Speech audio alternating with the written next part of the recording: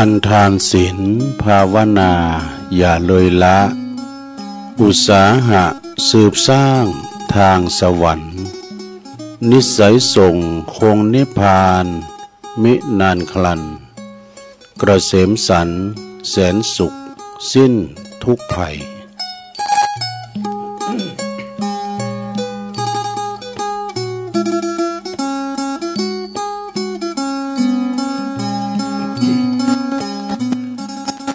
ขอความนอบน้อมแด่พระรัตนตรัยอันมีพระพุทธพระธรรมพระสงฆ์เป็นสรณะที่พึ่งขอกราบแนบไต่ไหวสาถวายความเคารพมายังครูบาอาจารย์พระมหาเถรานุเถระท่านเจ้าคณะพระสังฆาธิการพระภิกษุสามเณรเจ้าจุตนจุองค์กุวัดวาอารามเน้อก็ขอความเจริญในธรรมเจริญปอน มายังบรรดาปอออกไม่ออกศรัทธาตันสาธุชนนักศีลนักบุญคนดีหมู่เฮาเจ้าขาดทั้งหลายที่อยู่ตั้งบ้านตั้งจองแรงมาบ่ายมาก็หมุนคืนมาฟังรายการสารธรรมยามบ่ายสารธรรมยามแรงซึ่งวันพุธนี้ก็ตามปกติก็จะเป็นรายการของอาจารย์พระครูอภิวัฒนวิกรมเพิ่นจะได้มาเข้ารายการแต่เนื่องจากว่าวันนี้ตันเพิ่นติดศาสนกิจเนาะบ่สามารถที่จะมาเข้ารายการใดก็เลยมอบหมายถวายเวลาให้ตัวลุงจัดแทนกันไปก่อนนี่นะศรัทธาญาติโยมตัวลุงก็ได้มาเข้ารายการเนื่องจากว่าวันนี้ก็เป็นวันศีลใหญ่ศีลหลวงวันสำคัญมาฆปูชาตัวเนาะก็ศรัทธาอยู่ตั้งบ้านตั้งจองเนาะโอ้อากาศมันก็ร้อนแดดก็แห้งเด้อวันนี้แดดแห้งแดดแจ้งเมื่อยามแรงอย่างอี้ก็บางตันบางคูนก็มันไปการไปงานกันทำงานกันอยู่หออยู่เฮิรนก็ปะลงแม่ลงเขาเนี่ยเนาะได้ไปไหนอยู่กับบ้านกับจองไปก็ฟังรายการแก่งอมแก่เงากันไปเนอะบ่ายแฮมกี่ชั่วโมงก็ตะวันก็จะตกไปอีนะบัดเดี๋ยวนี้มันคำวยมืดวยได้ยำแรงเนี่ยเมื่อมันก็ตะวันก็จะตั้งโหละ ตะวันมันจะตั้งโหติงเนี่ยมันจะตั้งโหก็พวกเนอไปหาปีใหม่เมืองครับพ่อเนาะเดี๋ยวนี้มันกำลังจะจ่ายย้ายตีมาเดินทางสายเก่ามัน กันว่าโขบปีมันก็ตะวันมันก็จะอ้อมเข่าให้นะเปิ้นว่าเนาะอันนั้นก็วันนี้ไหนๆก็มาตกมาเตนอาจารย์พระครูอภิวัฒนวิกรมตัวก็เจริญปอนขอบคุณทางสถานีวิทยุคืนบุญต่างๆกันเนอตีเปิ้นหับลิงเอารายการนี้ไปออกหือสถานีของท่านกระจายเสียงไปหือสถาได้ฟังกันเนาะในเครือข่ายที่เปิ้นหับสัญญาณรายการธรรมชงเวลาตั้งแต่3 โมงถึง5 โมงเนาะ15 ถึง 17 นาฬิกานี่นะก็ขอขอบคุณสถานีวิทยุคณะสงฆ์อำเภอฝางจังหวัดเชียงใหม่ FM 100.25 เมกะเฮิรตซ์เนอพี่น้องเมืองฟังแม่อายไซปาการนี่ก็ฟังกันโลงกันหลายฟังจากวัดพระบาทอุดมนี่สถานีเปิ้นก็ครอบคลุมไปกว้างไกลเหมือนกันเด้อคืนเปิ้นแล้วก็ขอบคุณสถานีขึ้นพระพุทธศาสนาการศึกษาและวัฒนธรรมของวัดฝายหินเด้อ FM 104.50 เมกะเฮิรตซ์อันนี้ก็ครอบคลุมทั้งในเมืองทั้งองค์ขโลงในเมืองก็ฟังกันไปศรัทธาญาติโยมทั้งหลายแล้วก็สถานีวิทยุมนต์เสียงธรรมอันนี้วัดบุผารามปุนเนอร์อำเภอแม่แจ่ม FM 106.25 เมกะเฮิรตซ์อันนี้ก็ครอบคลุมประตังอำเภอแม่แจ่มแล้วก็ขอบคุณสถานีวิทยุวิทยาลัยสงฆ์นครลำปางวัดบุญญาวาสวิหารเด้อ FM 106.50 เมกะเฮิรตซ์เด้อพี่น้องลำปางเขลางนครเนาะก็ฟังกันหลงหลายศรัทธาญาติโยมทั้งหลายก็ต้องขอบคุณ ขอบคุณทางเจ้าของสถานีและก็ขอบคุณทางเจ้าหน้าที่ดีเจที่เปิ้นลิงสัญญาณนำรายการอันนี้เนาะครูบาอาจารย์เปิ้นมาออกรายการนี่ก็นำสู่ท่านผู้ฟังถึงบ้านถึงจ้องอยู่ที่ไหนตั้งใดก็ถ้าเปิ้นเปิดฟังก็ได้ยินนี่นะเนาะก็ไปถึงบ้านถึงจ้องถึงคุ้มโหฮอเฮินเปิ้นหรือว่าบางทีเปิ้นไปโซนไปให้ก็ติววิทยุไปตัวนะกับเปิ้นหับใดนะเอาตุลุงไปแอวโซนด้วยนะไปเก็บผักไปฮักหน่อไปใส่น้ำโซนก็ไอ้นะเอาเสียงไปหรอก ก็ฟังกันไปเนาะศรัทธาวันนี้นี่เฮามาปะกันนี่ก็ตรงกับวันนี้เป็นวันพุธนะวันพุธที่12กะเนาะของเดือนกุมภาพันธ์พุทธศักราช2568เนื่องจากวันนี้เป็นวันสำคัญของทางพระพุทธศาสนาเฮาแต่เป็นวันมาฆบูชา เปิ้นก็ไปทำบุญตักบาตรกันไปเวนเตนกันนี่นะเนาะไปตานขันเข่าขันน้ำเป็นวันพระใหญ่วันศีลใหญ่ศีลโลงเปิ้นน้อมรำลึกนึกถึงนะองค์พระสัมมาสัมพุทธเจ้าเปิ้นว่าเป็นวันแสดงธรรมวันประชุมฟังธรรมไหมกะวันที่เปิ้นมาฟังโอวาทปาติโมกข์เนี่ยเปิ้นแสดงโอวาทปาติโมกข์ที่เราภิกษุทั้งหลายภิกษุสงฆ์ทั้งหลายนี่เปิ้นก็มากันโดยบ่ได้นัดหมายกันสักอย่างบ่มีการส่งเฟซส่งไลน์เนาะฮู้โดยวิธีจิตของแต่ละตนแต่ละองค์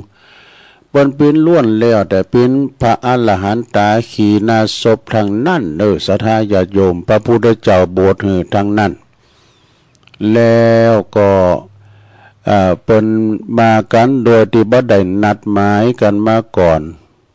มาฟังฟังธรรมพระพุทธเจ้าแสดงโอวาทปาติโมกข์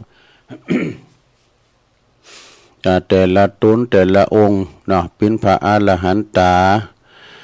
แล้วก็มาประชุมฟังธรรมกันนะอันครูบาอาจารย์ก็เล่าประวัติการวันนี้ตัวหลายตุนเนาะตัวลุงก็บ่แจ่มแจ้งสักต่อหือนะ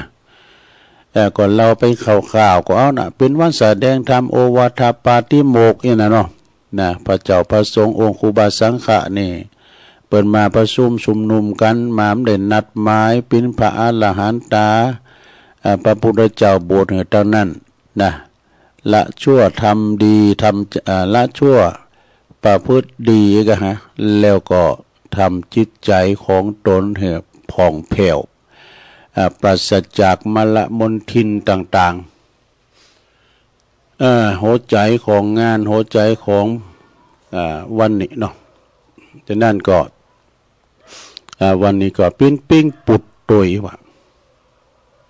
วันปิ้งปุดนี่ถือว่าเป็นวันที่เปิ้นตักบาตรเตียงคืนตักบาตรพระอุปคุตนี่หรอ พระอุปคุตนี่เปิ้นเป็นพระอรหันตามาอยู่ใจกลางสะดือทะเลบ่ดอกเปิ้นได้มาห้ามมารนะเปิ้นจะกินจะต้านนี่มารมันจะมาโกนงานคุยงานเปิ้นเนี่ยเนาะเปิ้นก็เลยเอาเปิ้นไปแห่พระอุปคุตมาหักษางานเนี่ยเนาะเปิ้นจะมีหอพระอุปคุตอยู่ตั้งหน้าวิหารก็แล้วเปิ้นก็จะไปเอาพระอุปคุตตามตาลนำมาปฏิฐานไว้หั่น มีบาทมีไตรมีอย่างเอี้ยกะ แห่เปิ้นมาแล้วก็แห่เปิ้นปิกก็แล้วการแล้วงานแล้วนี่นะเนาะมาหักษางานบ่เหือมีมารมาผจญนะงานเฮาน่ะลุลงไปโดยดีมีเหตุมีการอย่างนี้กะฉะนั้นวันนี้ก็ เป็นวันมาฆบูชาเป็นวันเดินหาปิงเป็นวันปิงปุดตวยเนาะสำคัญวันนี้ศรัทธาญาติโยมทั้งหลายเนื่องจากว่าเป็นวันปิงปุดเป็นวันสำคัญทางพุทธศาสนาเฮานี่ตุลุงก็จะเอาธรรมตีติกรรมจะให้เนาะเอาธรรมตีติสักกรรมดีจ้าคือศรัทธาได้ฟังได้เตียธรรมเมืองมึนอันนี้ได้เตียธรรมเมืองมึนละแล้วก็กันเดียวก็จะเตียธรรมเตียธรรมบรรยายก็มีก็เดี๋ยวตุลุงจะเตียธรรมอันนี้กันเนอะเอาอันนี้มาวากับน้ำได้เลีบวันนี้เลีบไว้มึนอันนี้ละคำละฮัดมีอยู่อย่าไผอย่าหือไผหู้เป็นสองเนี่ยเป็นความลับเนอะมันมีความลับเหมือนกันเนอะศรัทธาญาติโยมทั้งหลายเป็นมรดกธรรมปืนเมืองอันนี้ก็เป็นธรรมที่ว่าคติเตือนอกเตือนใจเรื่องของสัตว์เป็นปลากับกระต่ายนั่นนะตุลุงก็ได้เตดไว้มื่นละอันนี้ก็จะลองยิบยกมาเตดหนึ่งว่าเป็นวันศีลใหญ่ศีลหลงจะเตธรรมเมืองให้กัมเนาะอันนี้เตดสดๆเลยนะเอาละไปอุ่นนักด้วยใครเตดก็เตดจะเตธรรมก่อนนะโมตัสสะภะคะวะโตอะระหะโตสัมมาสัมพุทธัสสะยะถาวาลิวะหาปุลาปาลิปุเรนติสากะลังเอวะเมวะอิโตทินังเปตานังอุปกปติติสัทธโวดุลาสัพปุลิสะตั้งหลายตั้งยิ่งใจน้อยใหญ่อันนาหุมไฟตั้งบุญเพื่อเหือหนุนตัวทรงตุมยกจากลุ่มเมืองคนไปเกิดเมืองบนชั้นฟ้าโขงเขตลาเมืองสวรรค์จึงปาการมวลหมู่มานั่งอยู่ฟังธรรมจงจักจำแต่ตนที่สืบสนด้วยไป แปลงใจใส่ชื่นจอยตัวตามถอยกองทำบัดนี้เดเตกิละดังละเราจักรู้มานี่ลาวนักปราชญ์เจ้าในอาติตาจาสอนมาแต่ไทยว่าใครใดอย่าได้จำไว้สอนใจว่ากรรมอันใดเป็นรหัสอันใดมีอยู่อย่าเหือคนรู้ปอสองจักเป็นกองเหือใดร้อนเดือดไม่มองผ่านดังกรรมโบราณกล่าวจีไว้เป็นที่พิจารณาว่าเมื่อนานมาเมื่อก่อนสัตว์อยู่บ่อนดงดอนปูปาจรแม่นามาบทเสียงซ้ำหายหนย้อนว่าหมู่คนบาปใบไปสอดไส้เอามากินสัตว์บนดินนั้นเราหลอนแต่ว่าหลอแต่กาตายเท่าเดียวได้สัตว์อื่นตายมวยมอดบ่หลอลอดเด่นใดในวังไสบวกกว้างหลอเหลือแต่ป่ากอค ข้างตัวเดียวว่าวันหนึ่งกาตายเตียวไปไกลที่หนองน้ำใหญ่วังไสสัตตาไปหันสั้นพอกอไปหันป่ากอพดมาจันมันจึงจะตานต่อว่าดูลาเจ้าป่ากอวังไสเป็นจันใดนั้นใส่มึงบ่ได้วำวายามปูป่าหลายมวลหมู่บ่ค้างอยู่วังวนย้อนวำหมู่คนบาปบายซอไปเลี้ยงใส่ตั้งวันคนบ่หันแลรู้มึงจึงได้อยู่สวัสดีจงไขวัติเก่าจีแจ้งที่ขี้ยาว่ามึงบ่ปาบาบ่มอละนามวยหมดเอาตัวรอดสันได้กูหมายใจใครรู้ขอกล่าวอุบัติเดียวป่าก่อเหลียวตอบเล่าว่าดุลาเจ้ากาตายเท่าดงไพกาละ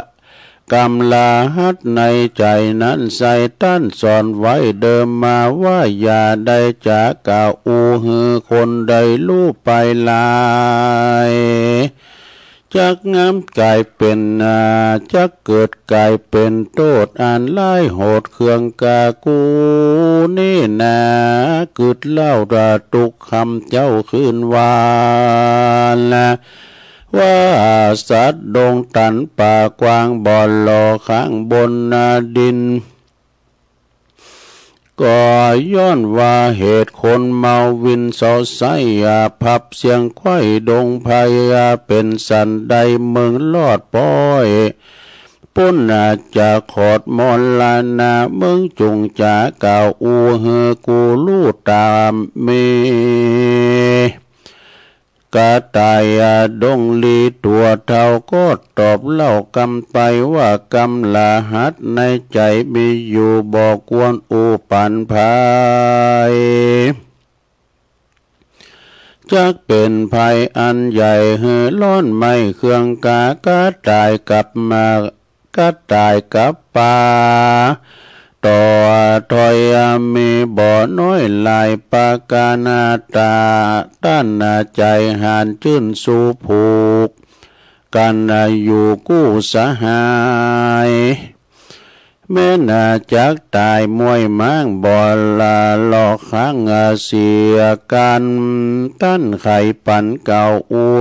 ได้รู้ความในว่าเยะสันได้จึงลอดบ่อมวยมอดมอละนาป่าก็จะบอกเราว่าดูลาเจ้าสหายยามคนหลายมาลอดเอาเหตุโตดลงไปกล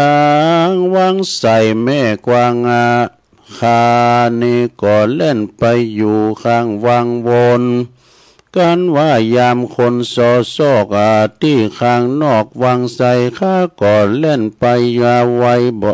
ก็เล่นไปไวว่องลาเลี้ยอยู่ในต้องวังทานแห่มาปานต่อหน้า ก็เล่นกว่าสับปันกันว่าเอาตัวพันลิซ่อนอยู่ในบ่อนเข้มวังคนบ่หันจักใดคนบ่หวังจักใดเอาเลี้ยงใส่เดียดังงามหมายส่วนว่าสหายนั้นเราบ่ได้เข้ามอลานาเยสันได้จะจึงจุงจี้หือเจงที่หันสายกาตายไข่ตานาต่อว่าดูลาป่าก่อตัวลวงยามเมื่อคนปันปวงสอดเล่ายามเมื่อคนปันปวงสอล่าตามด่านป่าดงไผ่ขานี่ก่อนนี่ไก่ไปป่าใหญ่มาอยู่ใกล้เรือนคนยามเมื่อเขาเววนสอพอ ตามเตี้ยหม้อกองตาตามแดนนาเขตไล่อันอยู่ไกลเลือนเขาข้าก่อบ่อเศร้าข้าก่อบ่อเศร้าเนิ่นจะเล่นเขาป่าดงตันเขาก็บ่อจักใดหันจักใดเอาว่าเลี้ยงใส่ดังไม้คาจึงบอดตายมวยมอดได้อยู่ลอดสวัสดียามก็ตายดงลีตันต่อกับป่าก่อวังวนยังมีคนผู้หนึ่งใส่ตกอยู่พกอยู่ไกลฟวยบังได้ยินยังกำกล่าวลู่ลอดดาวความในลู่ลอดดาวความในก็เร็วไวไปสู่ยังเกหาอย่างที่อยู่เกหาเอาเหวมาไว้ว่องตอดลงต้องวางทานบ่อปอนนานเต้ใส่ก็ได้ป่าใหญ่ตั้งดังไม้ป่า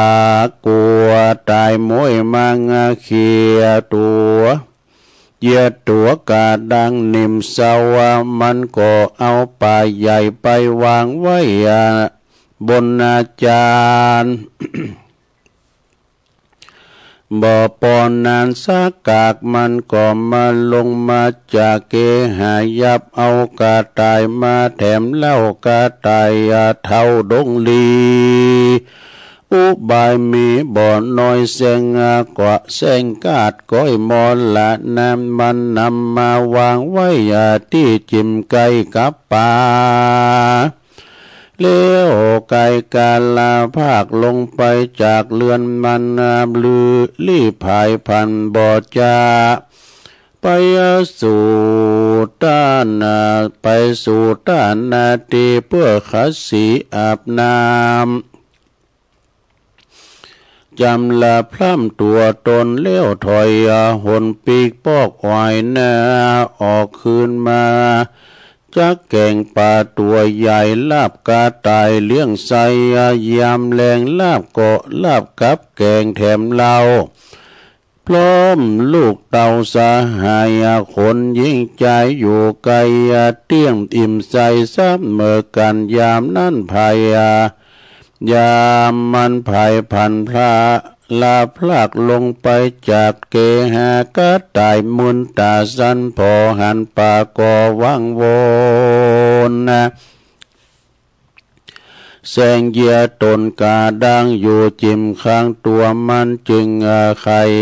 ปันบอกเราว่าดูลาเสียวเจ้าสหายเราว่าตั้งสองนี้นานิสัยตั้นยับมาต้นยับใดนำมาย้อนใดจากเก่าอูหือตานลู่ความในโบราณไข่ลืมเล่าแต่ก่อนเก่าเมินมาว่ากำละหัดนี้แนมอย่าอูหือไผ่ลู่ปอสองจักเป็นกองเฮใดล้นเอาไม่เครื่องกาสองเราละนี่เราละกำเก่าเดิมอ่อนจึงอาวรต่ำก้อยตุกจองหอยหัวใจเยียสันใดนี่ใส่เราจักใดสวดสาดีบ่อดับอินทรีย์มูบหมูมีชีวิตอยู่นานไปป่าก็ไขตอบเราว่าดูลาเสียวเจ้าสาหายคนพยาภายนั้นใส่บ่อใจเอาใจแกงกินเต้าว่าใจอย่าอาจินตาตันสอดเอาตัวลอดโพยภัยคานิ่งในใจสันติบ่มีที่สังกาจักเอาตัวไก่กาลาพลาบเหือพ้นจากต่างตายส่วนว่าสาหายนั้นใสจงกึดไข่เลี้ยวปัญญาเหือมันใจอย่าเหือมันใจถอยได้ฝักย่อยดังใจ ก็ใจก็ใครตอบถอยว่าข้ารู้แจ้งส่องดีลีผัวพยาดีจะสวักสวัดย่อมบอกก้อยกาดเมื่อมอนเราอาวรเตเราย้อนอินดูเจ้าสาหายเตียงจักไตเป็นแกนบ่อาจเล่นพระเนเหตุขาบ่ดีสักกากเหตุขาบ่มีสักกากจากเล่นหนียากสันได้ป่าก็ไขตอบถอยว่าข้าบ่ข้าบ่ถ้าตำก้อยมองขี้ข้าว่าบ่มีสักกากพายาข้าหากมีลายสองสหายก็สหายพอถ้าพอฮือเจงต่อสายตากันว่าสองขาจากกันเสียงขอดป่าก็อยากป่าก่อยอดวางใส่ก็กิ่งลงไปบ่อจะตกใส่ลงขี่มาบัดเดียวก็ไม่หันและนาโซโปลิสโซใจส่วนใจคนนั้นเรากันว่าปอกเต้าคืนหลังบ่อหันยังป่าตัวใหญ่ตกลุ่มไตเกหามันกรรมมาบ่อจะเพื่อจักเอาไปล้างซิกมาไปล้างขี้มาเปิดตมอันนาป่าตมอันนาป่าตกจมมาเสียงไข้กันว่ามันกรรมใดมานำไปสู่วังใส่ต้ากวางเพื่อช่วยล้างสาคัดสีป่าตัวดีบ่จาก่เล่นหนีกว่าสับปานมันเต้าจุกจันสันพอเสียปากก่อได้บ่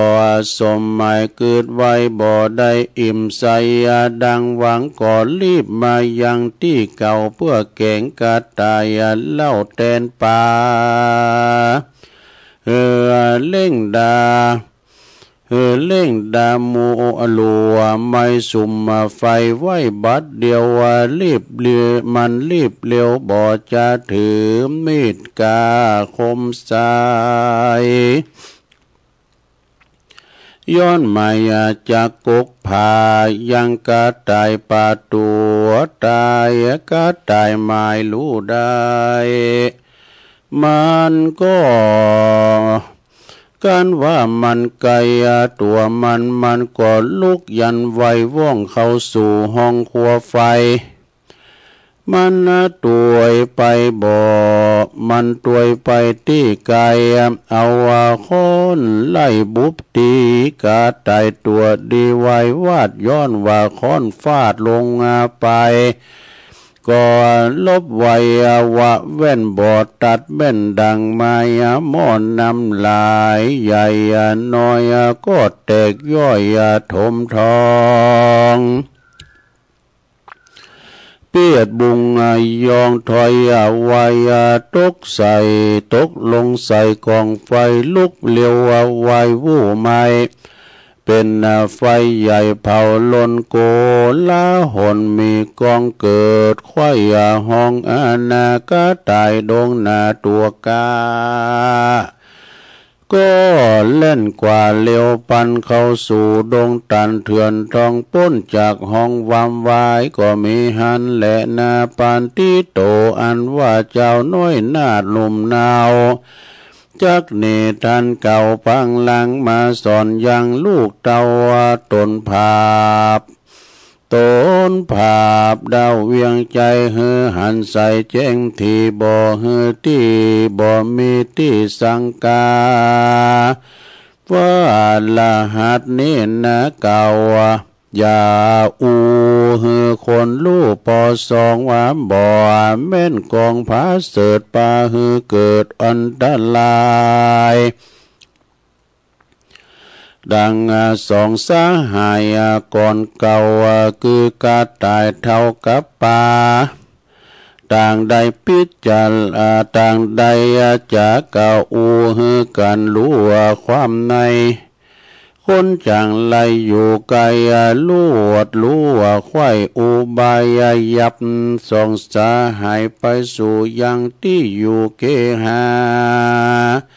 การว่าบ่มีพายาจบจอดเตียงมวยมอดเป็นผีขอสัทธามีม้วนโมจุงพรำลูกขันนิ่งนายยานีไก่แบบเบากำสอนเก่าโบราณจักเจยบานคำเจ้าอยู่เตียงเต้าสดสะดีและนาเนที่ตังขียาสังวันนาวิเศษจะห้องเหตุกำลาหัดใดมีอยู่อย่าใดอย่าหือคนลูกปอสองก็บางคมสมเลสาเดชเลี้ยวเท่านี้ก่อนแลสาธุสาธุสาธุเอาแล้วศรัทธาญาติโยมทั้งหลายโอ้อิดมากันตีธรรมเนี่ยนะมันได้อุ่นเสียงด้วยสำเตือก็กุมะพองไปศรัทธาบ่ได้เลบแล้วก็เก็บมาตีเนี่ยก็เป็นตัวไทยเนี่ยกับเจ้าตัวเมืองตัวลุงมันอ่านหนังสือจ้ามาได้เนี่ยเป็นธรรมมรดกธรรมปืนเมืองว่าละหัดมีจะไปหือภัยหู้ซ้ำปอสองหือเก็บความหลับไว้การเอาไปอู่หมอนั้นก็ปิดมีแต่บุคคลที่สามเนี่ยมันได้ยินมันก็จะเป็นอันตรายเนาะบนกับปากก่อเนี่ยพิษเนี่ยปากกลางครับใจกะปากก่อนี่มันอยู่น้องหันโตเดียวปอเท่าเพราะว่าบริวารลูกหลานมันเนี่ยโดนปนยับปนจับไปแกงไปกินโมดปิ้นปูปิ้นปลาเหนียวเหน่งตั้งหลายหอยก็ดีคุณไปเก็บไปกินไปกว่ามันเป็นอาหารคุณนี่แหละ แต่ว่าปลาก่อนี่มันลบหลีกได้ไปมาเวลาเป็นไปตอดแหน้ำเลิกมันก็ขาบอยู่ตั้งบุญไปวะตั้งคุณซุ่มตั้งเบียมันเขาตีอันตรายที่สุดก็คือตีอันตรายเวลาเป็นสอกันตั้งงานน้ำตื่นมันก็ลบไปอยู่ตั้งน้ำเลิกพวกนี้กะเอาตัวลบหลอดไปก็จึงจึงเขี้ยวขาดต่ออันตรายความตายบ่มาไก่ชุนปอเถ่าปลากอนี่นะมีหันวันหนึ่งนี่กระต่ายเถ่าเหมือนกันนี่กระต่ายเถ่าก็เตียวไปเตียวมาปะใส่กันกะก็เลยทองถามกันเนี่ยกะเถ่าเอ้ยกี่ยอเถ่าหรือเปล่า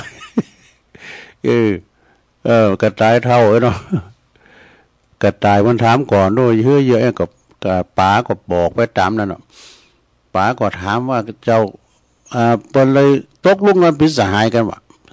ตึงปลาตึงกระต่ายสองตัวนี่นะปิ้นเปิลหักสหายกันแล้วก็บอกความในใจกันอยู่มาจุนบ่เถ่าพร้อมยังเลยเปิดเผยความหลับคาก็เหมือนกันแหละนะก็เขาไล่เหล่านะเขาก็ลบมาอยู่ตั้งพี่ตั้งงั้นตั้งหิมบานพี่นะนั่นก็เขาไล่เหล่าตั้งหมู่นอกบานนอกจองโซนนอกเขาก็ไปอยู่ปุ้นอยู่ที่ป่าลึกนาพวกนี้นะขาก็เลยเขี้ยวขาดปลอดภัยภัยก็ถึงยับบ่ได้เนี่ยกะเป็นอย่างนี้ดูเขาเปิดเผยความลับถึงกันและกันปรากฏว่ามันมีใจบาปใบคนหนึ่งเนาะเป็นพานกับหมู่มาพกหลักฟังได้ยินเป็นอย่างอี้แล้วนี่สองเท่าเนี่ยถึงปาก่อแล้วก็เจ้ากระต่ายเผยความลับกำเดียวเนี่ยมันก็หีบไปเคหสถานบันจอมันไปเอาวันแหมาเอาแหมาหวานกับเธอไปมียับได้ถึงสองถึงปลาถึงกายถึงกระต่ายเอามาหอมมาเฮือนไปแล้วก็อันปลานั่นก็แสงตายวะนิ่มเศร้าอยู่ฮะแล้ว มันเอาปลาก่อนก็ตอดแหเอาปลาก่อนเอาปลาเนี่ยก็นิ่มเศร้าอยู่มันดึงดินโต้งแสงว่าจัดตายไปแล้วเองกันเนาะเอาเป็นก็เอามาตำวดิจานหอมแล้วก็เดี๋ยวจะไปเอากูมาเกิดเนี่ยไปยับเอากระต่ายมาทำตรงไปยับกระต่ายมันเอามานอนหิมกันนะกระต่ายก็แสงตายมันกันนะแต่งตายมันกันนะวะนอนรับตาอยู่ฮะนะแล้วใจคนนั้นใจผู้บาปใบมันก็ก็เดียวกันวันนี้ลาบกระต่ายม้อๆกำเลย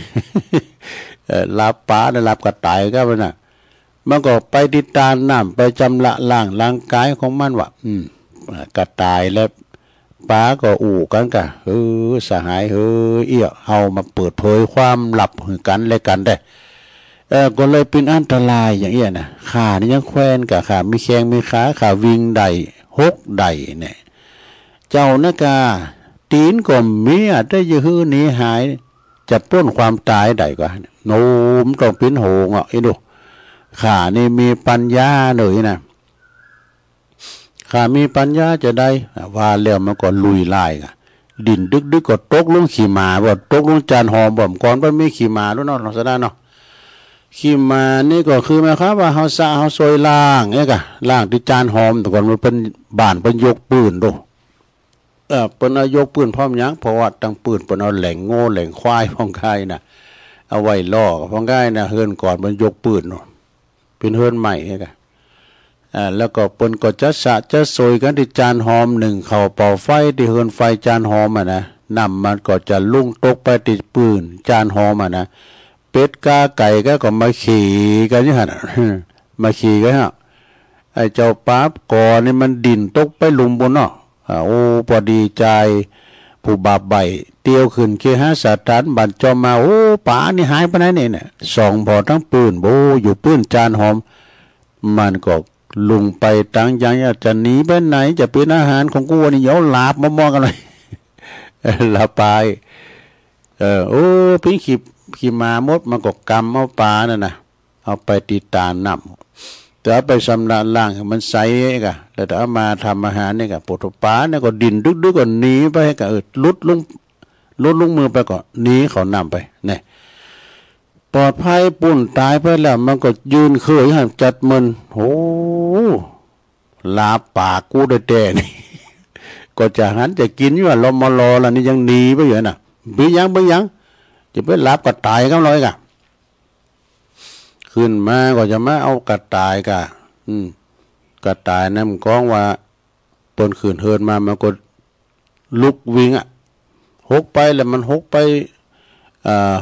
หกมามันก็กำมาผ่านใหม่นั่นไหลบุบเป็ดบุงซ่าก้าหอยหมูนานี่มันตกลุงลังมาหมดโอ้มันซูมไฟแล้วตอนนั้นมันซูมไฟแล้วมันจะอันลูก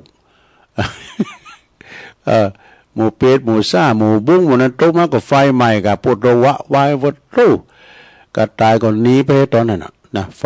ใหม่หมดมันผูกบาใบมันก็ดึมด้วยกระต่ายเฮ้ยมันก็ครบก็ไฟกระต่ายก็เลยหนีเอาตัวหลอดนี่เพราะมีปัญญาถึงสองปัญญามีพยาปัญญาที่เอาตัวหลอดได้อันนี้แปลว่ามีความรู้ในทางหลอดป่นอันตรายจากความตายไปได้นี่อันนี้ก็เป็นธรรมธรรมปืนเมืองเป็นว่าธรรมละหัด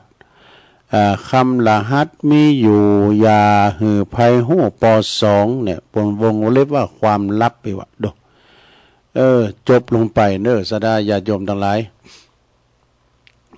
เตียดไปก็กุ๊มาเหมือนกัน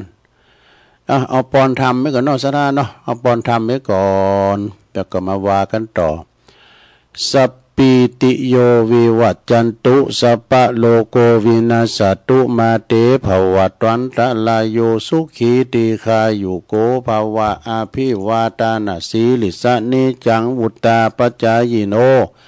จัตตาโลธรรมาวัตันติอายุวันโนสุขังปะลังเอาแล้ว จบลงไปกันเดียวจุโมงที่สองในตุลุงจัดเตียดบรรยายมาแล้วเด้อโอ้ไม่ถึงสองระบบด้วยนะทั้งระบบ FM และก็ AM ท ทางแห้งชามแล้วก็น้ำชาม ฟังกันตามสบายลงเนาะเดี๋ยวจะติดธรรมะบรรยายตามตีปนันคำขอฟังมาอีน่ะถามอย่างโดขีเมงหัวใจนี่ก็เดียวก่อนเอาวันนี้มันครบชั่วโมงไว้ก่อนอย่างโดอันนี้ยอ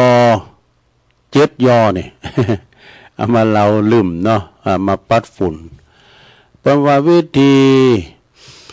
ฝึกสุขภาพจิตยอ7ยอนี่เป็นอย่างของมี1ยิ้มแย้ม2ยืดหยุ่น3ยิบยืนนี่4ยินยอม5ยกย่อง6ยืนยัน7ยืนหยัด8ยับเยินอันนี้มี8นี่มีเด้อยับเยินนี่มี7ย่อด้วยกันนี่เปิ้นก็อธิบายเป็นข้อมื้อนะสาราข้อที่1ยิ้มแย้มนี่นะเปิ้นก็หมายถึงว่าเฮาก็มีทำจิตใจให้ใสสะอาดยิ้มก็ให้สบายใบหน้ายิ้มแย้มแจ่มใสอยู่เสมอนี่จะไปเป๊กหน้าบูดหน้าเบี้ยวนะเอาพอได้พอหรือยังโง่โศกอีนะไปไข่เข้าไก่เนาะกันภายมาก็ยิ้มแย้มแจ่มใสก็งอกโหจะเปิ้นหน่อยๆโหอย่าไปไหนมาน่ะอย่าไปบังกะงอกตลอดเด้อยิ้มแย้มแจ่มใสอย่างตุลุงจังว่าตื่นเจ้าขึ้นมาก็ยิ้มแย้มแจ่มใสทุกโศกโรคภัยก็หายไปหมดสิ่ง นะแต่เฮายิ้มไหมนะยิ้มใส่เปิ้นก็ยิ้มใส่เฮาไหวเปิ้นก็ไหวเฮาอีโดซะนะอันนี้ก็คือเป็นวัฒนธรรมการยิ้มสยามเมืองยิ้มเป็นข้อ1ข้อที่2ยืดหยุ่นนี่ยืดหยุ่นนี่ก็หมายความว่ามีความเห็นใจว่าผ่อนเส้นผ่อนยาวเด้อนี่นะสมมติว่าเขามายืมสตางค์เฮาไว้เนาะเขายืดหยุ่นกันหน่อยเด้อเนาะมันจักน้ำถึงหลังเลยขอผ่อนไว้กันได้นะยืดหยุ่นหากันได้ อันนี้ข้อที่3แล้วหยิบยื่นนี่ยิบยืนนี่หมายความว่ามีใจที่ว่าอบอ้อมอารีโดมุตโตคุณนายิบยืนอย่างเปิ้นบัตตานีคือมีความเฟ้อเพอแผ่คุณรอบข้างเฮาที่เปิ้นตกทุกข์ได้ยากเนาะเปิ้นคัดสนเปิ้นขอยากกินข้าวครับแบ่งปันให้เปิ้นกินนี่สะท่าเนาะกินข้าวกินน้ำเปิ้นเฮาคือยามมาฮอดเฮาหิวเฮาขอยากอะเด้เฮาหิวขยากก็อย่างเดียวกันน่ะเปิ้นขยากก็อย่างเฮาขยาก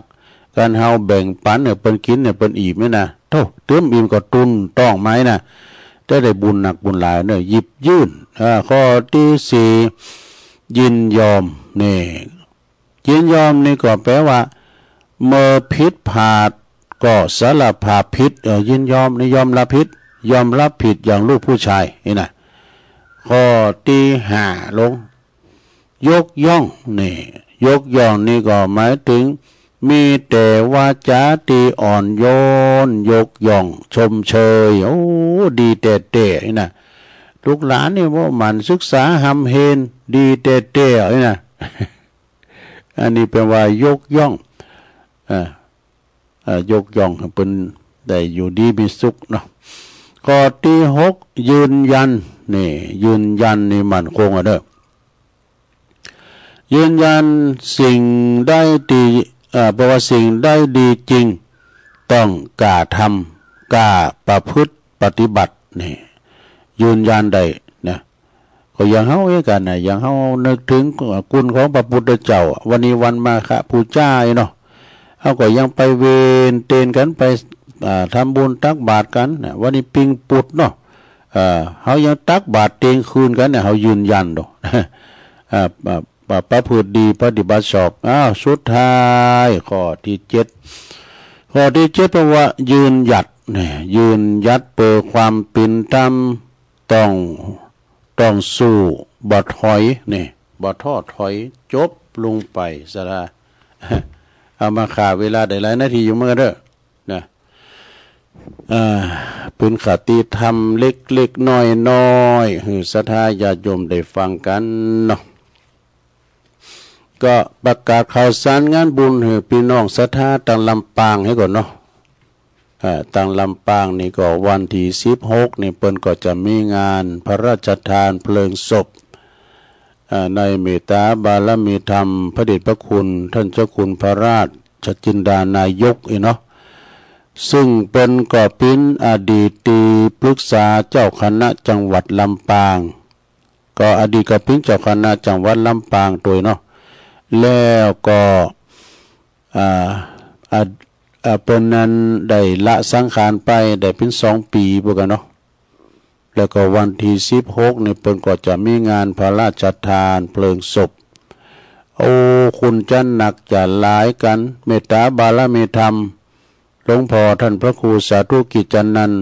เพิ่นก็จะได้ไปเพิ่นก็ได้รับนิมนต์เนาะเพิ่นก็ได้รับหลวงก่อนนี่ตัวลุงก็ไปโดยหลวงพ่อเพิ่นไปสุมากุปีเนาะ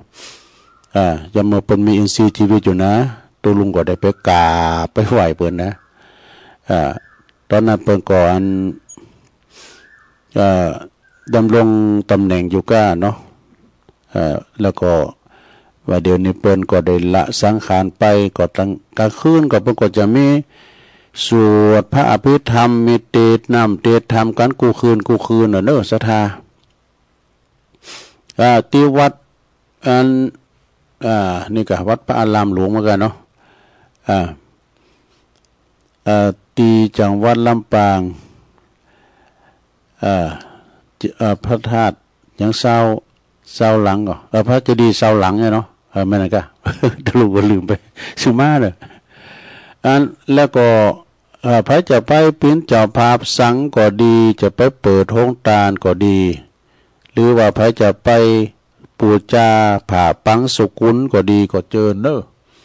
ไปปูจาผ่าปังสุกุลปก็มีกูคืนกลางวันก็ไปได้คืนคุณนาคุณหลายกลางวันพระคุณตุเจ้าพันนายเขาประกอบเมตตาพิจารณาผ่ากันเนาะปูจาโลไม่เงินโลไม่คำกาเนี่ยที่วัดเจดีย์เสาหลังเด้อเนี่ยนี่ก็ประกาศไปหน่อยเนาะศรัทธาญาติโยมก็ได้ยินท่านมหาสมชาติพลก็ประกาศถึงวันก็เสริมกันไปเนาะศรัทธาญาติโยมนะเป็นการกระตุ้นการทำบุญปล่อยหล่อเนาะศรัทธามาถึงตอนนี้ตุลุงก็จะได้พักยั่งให้เกินกันเนาะศรัทธาญาติโยมทั้งหลายก็เดี๋ยวตุลุงจะพักยั่งลุกแอวเตี้ยวไปเตี้ยวมายกย้ายไข่ตียืดเฉียนยืดซ้ายให้หน่อยก็เดี๋ยวจะมาวาดทำอันเนี่ยสนิมในใจศรัทธาได้ฟังเนอะเป็นธรรมบรรยายนะไปฟังหมุนคืนไปไหนเดี๋ยวตุลุงจิบน้ำสักกำก่อนเนาะเจริญปอน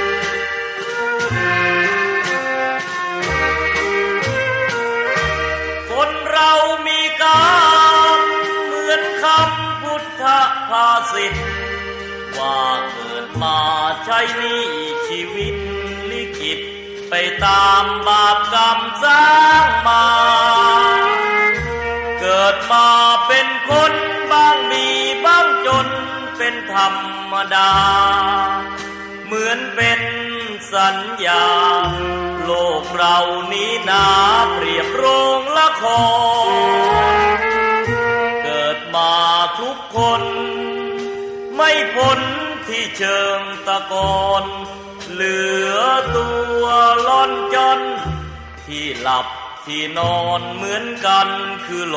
กคนเรามีกรรมต้องทำกุ ว้บ้างเพื่อแบ่งเบาหนี้บาปตามล้างคิดสร้างแต่บุญเป็นทุนเชื่อมโยงอย่าหยิบอย่าช่วยหาทางร่ำรวยด้วยการกินโกงแม้นตายเข้าลงบาปกรรมเพราะโกงติดตามเรื่อยไปถึงเป็นเศรษฐีมั่งมีเงินทองเพียงใดหมดลมแล้วไม่อาจนำเงินไปได้เลยสักคนเวรกรรมตามทานเห็นกันด้วยตาก็บ่อยเข้าอยู่ในคุกไม่ใช่น้อยไม่ค่อยจดจำในความทุกข์ทนสวรรค์ในอกและมีนรกในดวงกมลขอเตือนทุกคนว่ามีหรือจนไม่เห็นสำคัญหมดลมหายใจแล้วไปนอนเรียงเคียงกันที่ป่าช้านั้นไม่พ้นมือฉันพวกสับเปลอ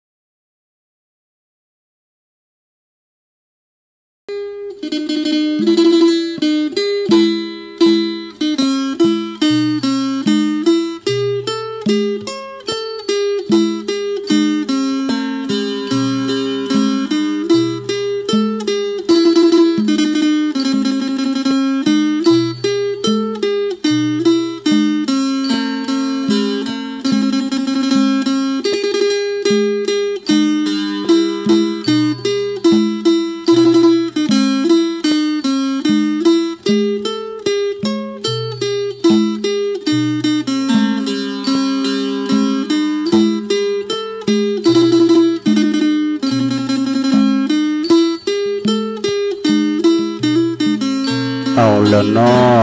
ศรัทธาญาติโยมทั้งหลายเนาะตัวลงก็พักเบรกพักครึ่ง พอนางมึนลำไปโยกย้ายไข่ตีเป็นการยืดสินยืดสายเนาะนางมึนก็เจ็บหลังเจ็บเอวเนี่ยกะไปทำตุละโซนโตเจ็บน้ำลงคอก็มานางอู่กันต่อ ในชั่วโมงที่สองขณะนี้ตันทั้งหลายก็กำลังฟังรายการสารธรรมยามแลงซึ่งตามปกติก็จะเป็นรายการของอาจารย์พระครู อภิวัฒนวิกรมเปิ้นจะมาเข้ารายการนางอู่นางจ้ากับพอออกไม่ออกศรัทธาญาติโยมทั้งหลายแต่เนื่องจากว่านี่เปิ้นก็มีติดศาสนกิจเนาะภาษามาดีจะมาเข้ารายการได้พัสดุอีนะเปิ้นก็เลยมอบหมายถวายเวลาคือตุลุงได้จัดเต้นไปก่อนนี่นะเนาะก็ตุลุงก็มานางอู่นางจ้ากับศรัทธาญาติโยม ตอนบ่ายตอนแรงทำกรรมเนาะเดี๋ยวก็วันพุกนี่ก็ตามปกติเนอะพุกนี่ก็เวลาตีสามก็เข้ารายการอันนั้นนี่ก็วันพัดเป็นรายการตุลุงนะก็จะได้เสาะทำซ้อมสังมาเตเอกะเข้ารายการเจ้าเนี่ยมันสมองมันจะโล่งดีหน่อย เมื่อแรงมาคำเมื่อก่อนเป็นยังนะครับเด็กก็เอาทำมาวาพร้อมสังพองเนาะสถาเพราะว่าต้นแรงนี่คุณเปิ่นฟังก่อมปอจะหนักสักเท่าใดเปิ่นก็ไปออกคุ้มออกเฮิรนไปเสาะเบหาเงินเสาะหาสะตุ้งสะตั้งเอาไว้จ่ายกินต้านไปเนาะสถาวันนี้เปิ่นก็หยุดหมดกะเนาะเป็นวันสำคัญเป็นวันมาฆปูชาโฮงห้ำโฮงเฮนเนี่ยเปิ่นก็ปิดกันนี่แน่พอหันความสำคัญวันนี้เป็นวันมาฆบูชา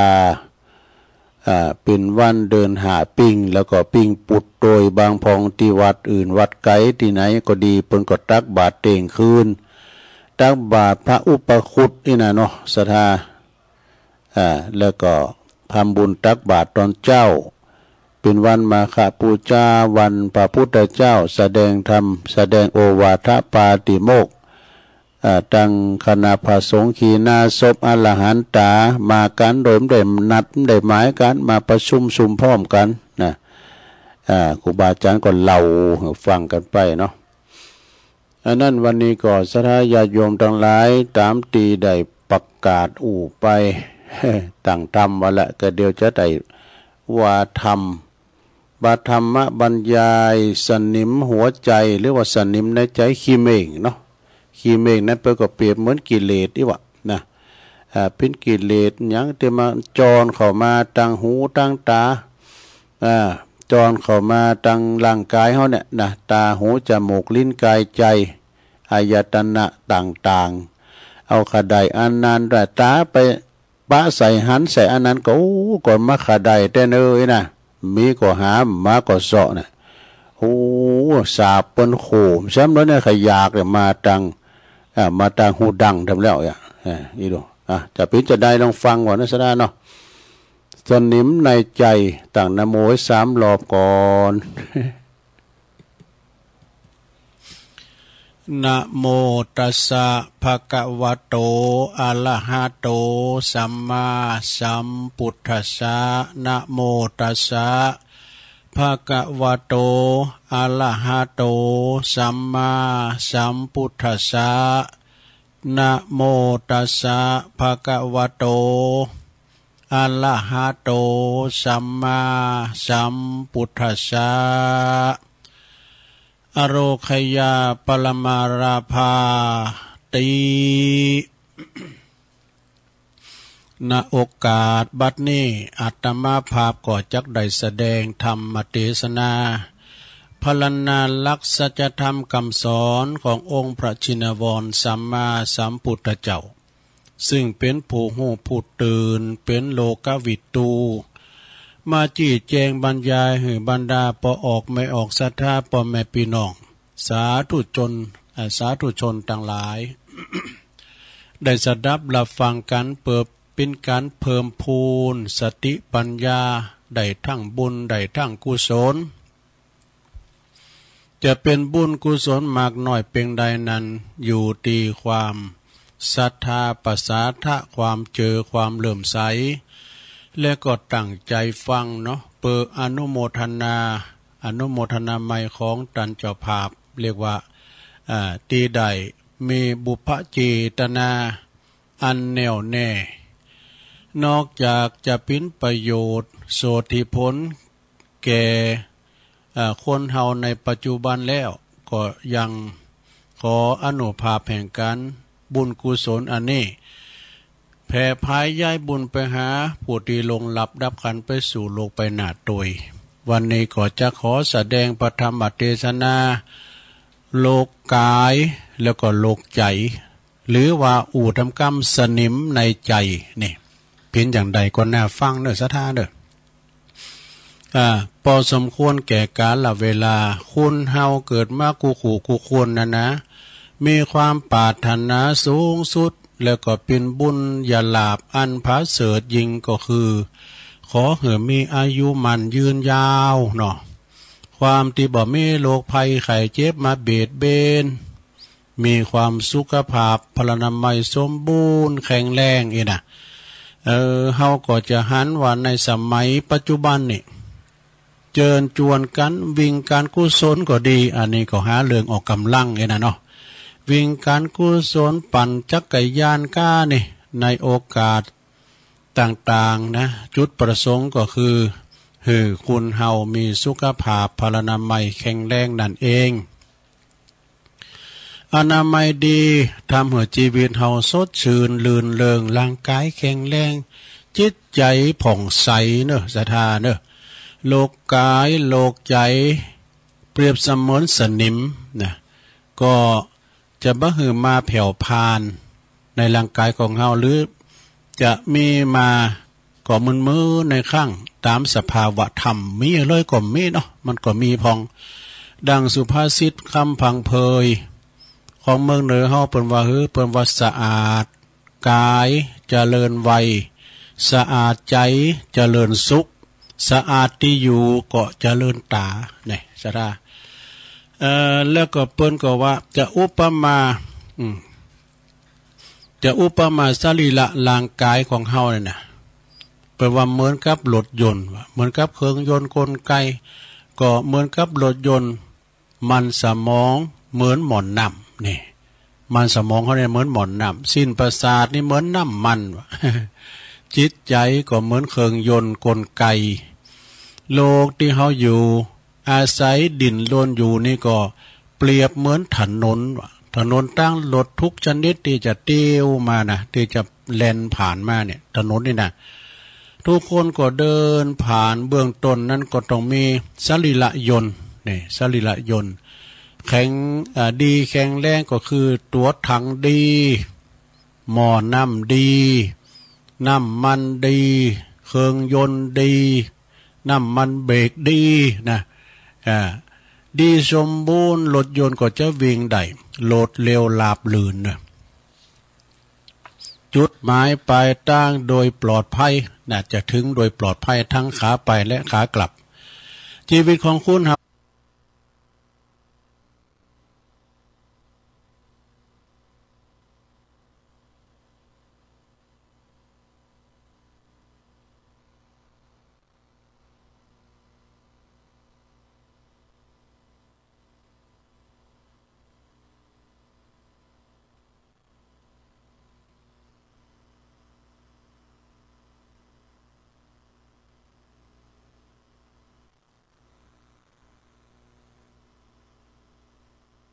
อย่างคือหนึ่งบุญบุญมาก่อนฮะสองกุศลนี่สามอาหารทุกอาหารเป็นที่สามสี่จิตห้าดินฟ้าอากาศดูโอ้ไม่หาอย่างนะลุงคุณเฮาในเกิดมาเลยบ่เขี้ยวคลาดจากความแก่ความเจ็บความตายนี่อันนี้อันปิ้นแน่แต่เนอะก็อันมันก็เกิดมาตอนใดก็ตายตอนอันเนี่ยก็สะดาเนาะแต่ผู้ใดฮู้รักษากายวาจาและก็จิตใจให้สะอาดผ่องใสบ่คุณโมบ่คุณของมองโมเศร้ามองโรคภัยไข้เจ็บก็จะไม่น้อยเนาะเพราะว่าหยังมันมีปุ๋ยบำรุงดีนี่ปุ๋ยบำรุงดีคืออย่างนี่ความเหี่ยวเฉาลงโรยก็จะชะลอลงเนอะเสริมไปทีละหน่อยตามกาลเวลาการรักษาสุขภาพอนามัยนะพึงระวังเรื่องกินเรื่องกินขึ้นมาก่อนนั่นแล้วอาหารการกินนี่ศรัทธาญาโยมทั้งหลายมันปิ้นจะได้อาหารการกินนี่ก็เวลาว่าเดี๋ยวนี้เอากินน่ะปุถุชนก็สะสมสารปิดเหมือนกันเด้อพักไม่ใช่คือนี่นะไปประมาทนะศรัทธาโตกเอาเสาะซื่อที่มันมีหูให้หน่อยเองนะเด้ออันมันงามลงไปสารปิดมาจากโต๊ะข้างยามก่อนจะมีด้วยความดันเบาหวานไขมันยังตามเดี๋ยวนี้มันมีสัพพะพร้อมอย่างโดยอันวัฒนธรรมการกินเนี่ยนะอาหารนี่เป็นเรื่องใหญ่เนาะแล้วก็ของเสพติดมึนเมาต่างๆบริโภคอาหารธรรมชาตินะธรรมชาติธรรมดาบ่มักน้อยเปิ้นว่าบ่หนักบ่น้อยเกินไปมัชฌิมปฏิปทากินหมอกปอประทังชีวิตอยู่ได้เรียกว่ากินพอสมควรสำคัญนะขอสำคัญรักษาสุขภาพใจให้สบายบ่วิตกกังวลเกินไปหรือว่าบ่เข่งเขตเกินไปสลัดความตุกออกจากจิตออกจากใจเป็นบางเวลาเนี่ยลงเด้อจะไปกึดหนักปลาลูกเขาโตอันเปรียบเสมือนสนิมเกาะกินใจหือเฮาในพุก่อนไปนะสนิมเนี่ยขี้เมงนะครับภาษาเมืองเขาเรียกว่าขี้เมงมันเกาะกินใจเฮาพุก่อนไปนะนอก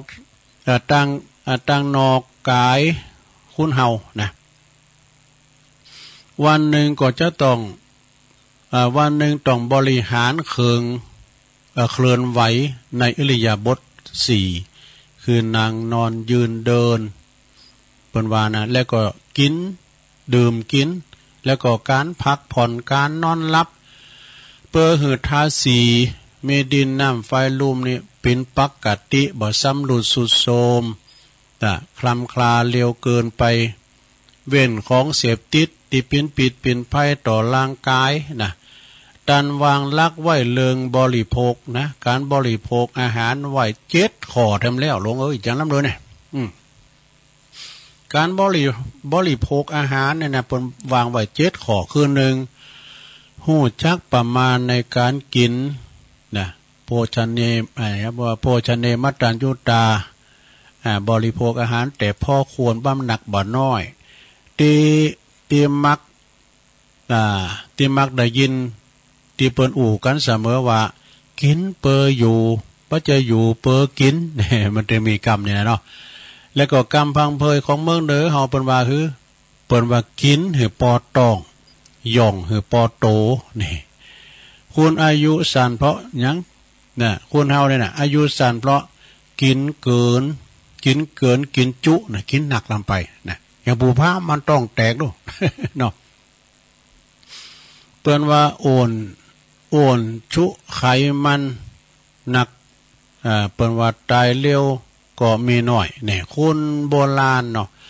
ตันเตือนไว้ว่าปากลิ้นฟันเปิ้นว่าประดุษหนึ่งเป็นอย่างไข้กับจอบก็คือคอบกนี่นะเสม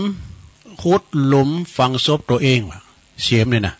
ขุดหลุมฝังศพตัวเองก็เหมือนพรามจู่จกหันถ้าบัลลัมมัดระวังตันจึงสอนไว้ว่ากินข้าว หือไหวตาน้ำกินข้าวหือไหวตาน้ำแล้วก็สอง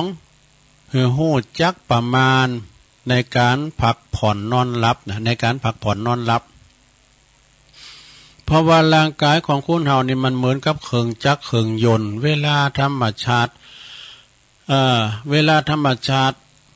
เปิ้นจัดตารางไว้ก็คือมีมืดมีคำมีกลางคืนกลางวันคือคำมืดมากกว่าพักผ่อนนอนหลับนะกลางคืนเปิ้นนอนหลับโลกเปิดถนอมแห้งไว้ทำงานในวันต่อไปแต่ว่าตื่นเจ้ามาเนี่ยอากาศมันแจ่มใสจิตใจก็สดชื่นเบิกบานนะลงเนอะการนอนหลับสนิทนะเป็นวันรับหลุ่มดีนะคือเรารับดีเหรอรับหลุ่มดีเนี่ยรับโหลดเลยมันจะโหลดไปนะมันจะคือโหลดเดียวถึงเจ้านะรับนอนสนิทรับสนิทพักผ่อนเกิดว่าปิญญาอายุวัฒนะมงคลอายุวัฒนะได้อย่างดีนะการนอนรับเนี่ยนะหลวงแต่บางคนต้องปึงยานะนอนรับเนี่ยเนาะกันมียานอนรับเนี่ยข้อที่สามหักษาถาดทั้งสี่คือสมบูรณ์เพราะดินน้ำไฟลมธาตุสีนี่นะเป็นปัจจัยสำคัญช่วยประคับประคองชีวิตคือคงอยู่ได้สบายมันดูแลรักษานะมันดูแลรักษาไปหาหมอบ่อยๆพองเวลาเมื่อหอพิษปกตินะไปพอหาหมอไปหาหมอแล้วกันไปหาหมอให้เตือนได้โรคนึงไปดับเร็วแดมโรคข้อที่สี่ลงข้อที่สี่นี่เพราะว่ารักษาอิริยาบถยืนเดินนั่งนอนหือสม่ำเสมอวะเนี่ยเปิดหืออวัยวะที่มันเฉยชาเจ็บปวดทำหือกระชับกระเฉงขึ้นมาการเดินเป็นการรักษาอนามัยเป็นอย่างดีโอ้การเดินนี่นะแต่นะสถานเนาะการเดินการเดียวเนี่ยอย่างอาจารย์มหาสมชาติชาตะปัญโยนี่นะเปิ้นเตียวต่างพูดดูเดี๋ยวนี้ออกเมืองฝางไปแล้วเนาะแม่สีจุ่มแม่สีโนนเขาว่าเปิ้นมาถึงไหนแล้วตุลุงก่อนนั้นเนาะตุลุงก็บ่ฮู้นะอีแม่เขาจะเกิดอยู่คนต่างนี่เนี่ยเปิ้นจะมานอนไปเหี่ยวไหนก็ไปเหี่ยวที่แม่เขาเอาไปขว้างเปิ้นอู่มันเจ้านะก็ถึงลูกถึงล้านบ่พอเด้อแม่สีโนนสีจุ่มพี่น้องไม่อายบ่ก็จะเตี้ยวไปถึงไหนก็ถ้าฟังเนาะสถาเนาะท่านมหาสมชาติอันนี้เป็นนักเดินแข่งทองเพราะว่าเตียวเนี่ยเป็นปั้นกิโลนะข้อที่ห้ารักษาความสรีระร่างกายเนอะรักษาสะอาดนะร่างกายเขาต้องมีความสะอาดเสื้อผ้าอาภรณ์ตีนอนมอนมุ้งมุงกระต่ายไม่ใช่ตีนอนมอนมุ้งบานเฮินตีอยู่ตีอาศัยหื้อสะอาดตลอดถึงเครื่องอุปโภคบริโภคดังคำที่ว่าสะอาดกายเจริญวัยสะอาดใจเจริญสุขนี่ข้อที่หกแล้วลงข้อที่หกนี่เปิ้นว่าเว้นของแสลงอันเกิดโตดนี่มีหยังเปลวนี่ยังเป็นหยังจะซุ่มกันเนาะเปลวจัดนี่นะซุ่มจัดนี่เข้มจัดจิ้มนะกะจิ้มจัดเผ็ดฮ้อนนี่เพชรฮ้อนแล้วก็ของเสพติดมึนเมาเหล้าฝิ่นไอเวิงเนาะเหล้าฝิ่นเฮโรอีนทำให้ประสาทสมองเลอะเลินเสริมโทรมไปอีกว่าเนี่ยผู้หวังความสุขในชีวิตพึงงดเนอะเนี่ยย่างเนอะถ้าย่างได้ก็ย่างเนาะบางคนนี่นะสถาญาชมปินดีอินดูย่างโมเลมาได้ปีไปกลับมาดูทำไม่ได้เนาะโอ้ก็ย้ำคือยามือหอดย่างพอเนาะโอ้ตัวลุงเนี่ยมันก่อนนี่บทเบาตกเบาแตนสมัยเป็นคุณนะก่อนเดี๋ยวนี้ก็เป็นคุณนะมันจะตายก่อนนี่เป็นคุณคารวาสเนาะมุลิชิโอก้านี่อะไรเนาะเดี๋ยวนี้โตแต่มาเป็นตูนี่เนี่ยมันก่อนเนี่ยตัวลุงหายใจเนี่ยตึงลิ้นอกเลยเนี่ยมันนึกกับว่าในหายใจมันถึงต้องประมาณนะย่างมุลิขึ้นดีมาลองนั้นลองย่างว่าเด้อนะข้อที่เจ็ดข้อที่เจ็ดเนอะกินดื่มนุ่งห่มเนี่ย ใจซอยหือสมดุลกันเรียกว่าเสพของสบายเนี่ยคือเกิดความพอดีตามกาลละสมัยเด้อที่อยู่ที่อาศัยอาคารบ้านเฮินเหมาะสมกับถิ่นฐานประเทศทั้งหมดที่กล่าวมาเนี่ยนะถึงหมดที่กล่าวมาเนี่ยเป็นเพลงสะอาดป้ายนอกนี่หรือว่าดีนอกดีแต่ตั้งนอกเนาะฉะนั้นจะต้องดีแล้วก็สะอาดในร่างกายทั้งร่างกายแล้วก็จิตใจตัวมิฉะนั้นนี่จะเข้าทำนองดีว่านอกพลิ้งในโพรงงามนอกไม่งามในเนี่ย คุณเฮานั้นสิ่งสำคัญที่สุดคือจิตใจนะหลวงเด้อจิตใจนะในสมัยปัจจุบันจะหันได้ว่าคุณเฮานี่ป่วยโรคป่วยเป็นโรคใจกันนี่จำนวนมากหนักนะสะท้านะบางคนเป็นประสาทกล้ากินยาระงับประสาทกล้าพร้อมยังกึดหนักเนาะแต่มันมีอิทธิฤทธิ์ที่ร้ายแรงนะอันป่วยโรคใจนี่นะสะท้าโรคกายเนี่ยยังเพียงเท่าใดโรคใจนี่มีอิทธิฤทธิ์ที่ร้ายแรงกว่าโรคกายหลายร้อยเท่านะแต่ว่าคุณเฮาก็บ่ไข่ว่าอันบ่ไข่เฉลียวใจกับโรคใจกับโรคใจกันสักเท่าใดโมงไปกังวลเรื่องกายเสียส่วนมากนี่ต่างพระพุทธศาสนาพระพุทธเจ้าเพิ่นได้สอนไว้หนึ่งข้อหนึ่งว่าสจิตะปริโยทะปันนังเพิ่นแปลว่าการทำจิตใจคือผ่องใสนะคือปราศจากอารมณ์ขุ่นของมองโมเหมือนอารมณ์เสียเมื่ออารมณ์เสียบมาเบียดเบียนคืออารมณ์บ่จ้อยเฮา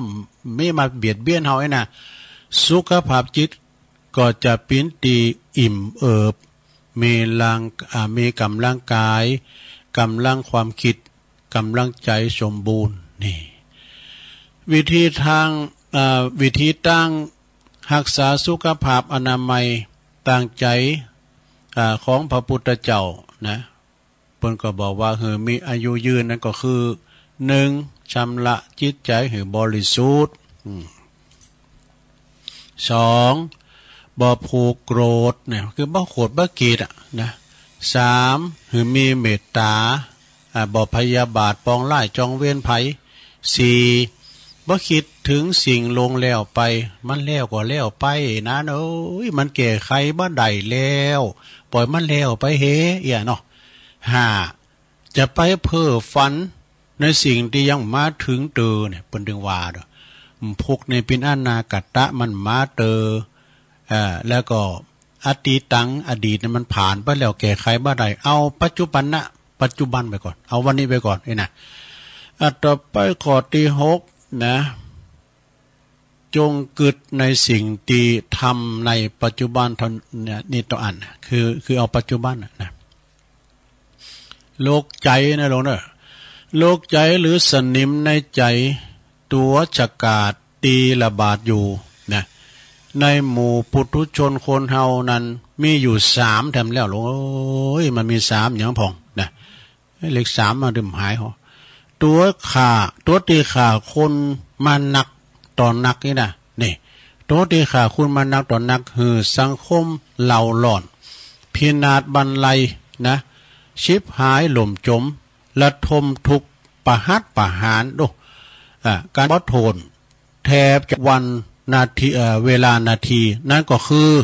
สนิมตัวสำคัญ1เอาแล้ว1แล้วโลกนะโลกอยากนะโลกคือโลกอยากหรือว่าโลภะความละโมบโลภมากเนี่ยแล้วโอ้ยไผก็ขัดใดเมื่อเนาะความโลภอยากได้ของเขาลักษณะที่ว่าอาการอยากได้เนี่ยก็คืออยากมีอยากเป็นอยากทุกสิ่งทุกอย่างนะล้วนแล้วแต่ว่าเกินขอบเขตบ่มีกรรมว่าปอนี่มันมีกรรมว่าปอยิ่งว่าได้แล้วก็ยิ่งหิวกระหายเนาะ ยิ่งได้แล้วก็ยิ่งหิวกระหายก็คือหมายความว่าแทนที่จะเอาสมอยากแล้วก็จะสุขสบายกับนำความเดือดร้อนมาสู่ตนเองทำเมาะยิ่งได้ยิ่งได้ยิ่งงั้นยิ่งมีนะยิ่งได้ยิ่งมีก็ยิ่งหันแก่ตูไปว่านั่นยิ่งหันแก่ตูแถมถ้าบ้าใดก็เป็นตุกใจกลุ่มใจเสียใจเนี่ยถึงกับตรอมใจตายเสผู้เสคนไปก็มีศรัทธาญาติโยมทั้งหลายเอ้ย นะเนี่ยสนิมในใจนะวิตกจริตไปก็มีเนอะนะนอกจากนั้นยังไปเบียดเบียนคนอื่นแถมเบียดเบียนคือมันไปรังแกคนอื่นใช่ไหมนะถึงกับขาคือว่าลบลาขาฟันเหือล่มหายตายจากกันไปก็มีนะเนี่ยความผูกความโกรธนี่นะสนิมในใจเนี่ยลงเอ้ยเพราะยังเพราะความว่าเพราะความอยากอยากเป็นนายทำเหือใจมืดบอดนี่นะทำเหือใจเฮามืดบอดละเมอต่อกฎหมายแล้วก็ศีลธรรมพึ่งแก่โดยธรรมโอสถนั่นก็คือสันโดษเนอะนะสันโดษนี่เหือไปครอบงำสันโดษนี่ดีนะสะดาเนาะยินดีในสิ่งที่เฮามีหมายความว่ามีแต่ใดก็พอใจนะหามาโดยตามที่ชอบบัลละเมิดสิทธิของคนอื่นถ้าปล่อยหือเป็นทาสของความอยากอาการของจิตใจก็จะวิปริตแปลว่าจะวิปริตหันผิดเป็นถูกเช่นมหิจอัตตาคือแปลว่าเกิดความหมักมีนิสัยกอบโกยหันแก่ใดของตัวเองเป็นใหญ่นี่เป็นว่าพึ่งใจธรรมะมัตตัญญุตาความหู้จักพอดีปาปิฉาแปลว่าอยากได้ทางลัดทางเสื่อมนี่อยากได้ทางลัดทางเสื่อมบ่อยากจะลงทุนลงแหงอยากมีเงินแต่ก็ขี้ข้านทำงาน อยากมีเงินแต่ก็ขึ้นขี้ข้านทำงานอยากดีแต่กับประพฤติชั่วเนี่ยพึงแก่โดยธรรมโอสถกุศลฉันทะ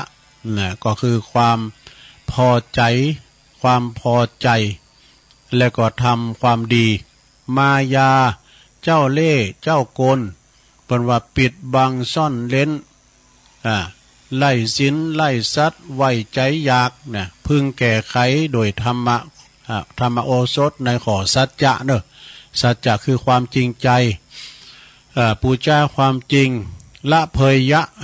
ยยะเป็นคุณประเภทขี้โมโอ้อวดนี่